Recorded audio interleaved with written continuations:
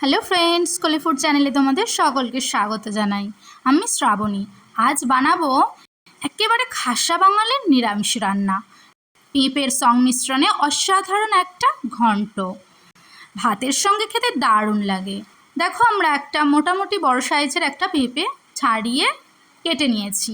দেখো, এভাবে piece piece করে নিয়েছি। পিস পিস করে কেটে রাখা পেঁপেগুলো এবার আমরা একটা গ্রেটারের সাহায্যে গ্রেট করে নেব। দেখো, এভাবে গ্রেট করতে থাকবো সব পিসগুলোকে। দেখো, পুরো গোটা পেঁপেটা আমার গ্রেট করা হয়ে গেছে। এবার গ্যাসে আমরা একটা কড়াই বসিয়ে নিয়েছি। কড়াইটা গরম হয়ে গেছে। 4 থেকে 5 চামচ তেল আমরা দিয়ে দিয়েছি। তেলটা গরম হয়ে গেলে খুব ভালোভাবে বড়িগুলো ভেজে নেব।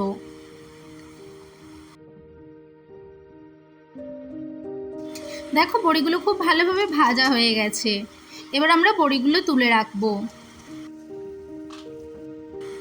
বড়িগুলো সব তোলা হয়ে গেলে আমরা একটা তেজপাতা, 4 থেকে 5 পিস কাঁচা লঙ্কা চেরা, 1 চামচ কালো জিরে আর 2টো গোটা এলাচের ফোড়ন দেব। দেখো, ফোড়নটা একটু নাড়াচাড়া করে নিয়ে আমরা পেঁপের কুচিগুলো সব কড়াইতে দিয়ে ভালোভাবে তেলের সঙ্গে নাড়াচাড়া করে নেব, অর্থাৎ ভাজা করে নেব ভালোভাবে।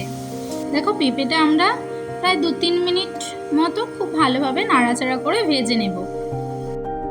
এবার 1 চামচ নুন দিয়ে খুব ভালোভাবে আবার নাড়াচাড়া করে নেব, নিয়ে ঢাকা দিয়ে দেব 5 মিনিটের জন্য।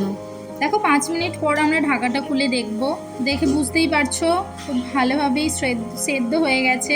তাও আমরা আরও খানিকক্ষণ, আরও 2-1 মিনিটের জন্য নাড়াচাড়া করে নিয়ে ঢাকা দিয়ে দেব। দেখো, ততক্ষণ আমরা বড়িগুলো খুব ভালোভাবে গুঁড়িয়ে নেব। বড়িগুলো তোমরা হাতেও গুঁড়িয়ে নিতে পারো। আমি ছোট হামালদিস্তার ব্যবহার করলাম বড়িগুলো গুঁড়োনোর জন্য। দেখো, ঠিক এইভাবে এতটা মিহি করে বড়িগুলো গুঁড়োবো। এবার আমরা ঢাকা খুলে দেখব পেঁপেটা প্রায় সেদ্ধ হয়ে গেছে। দেখো, পুরোপুরি সেদ্ধ হয়ে গেছে। এবার আমি এতে মিষ্টির জন্য 4 থেকে 5 চামচ চিনি ব্যবহার করব। তোমরা তোমাদের স্বাদ মতো চিনিটা ব্যবহার করবে। কেউ মিষ্টি খেতে বেশি ভালোবাসো তাহলে সেই চিনিটার পরিমাণ একটু বেশি দেবে, আর যে মিষ্টি খেয়ে কম খাও সে একটু পরিমাণে চিনিটা কম দেবে। দেখো, চিনিটা দেওয়া হয়ে গেছে। এবার আমরা খুব ভালোভাবে নাড়াচাড়া করে নেব। এবার আমরা সেদ্ধ করে রাখা ছোলাগুলো এর ওপরে দিয়ে দেব, আর কোড়ানো নারকেল কোড়াগুলোও দিয়ে দেব, দিয়ে ভালোভাবে মিক্স করে নেব।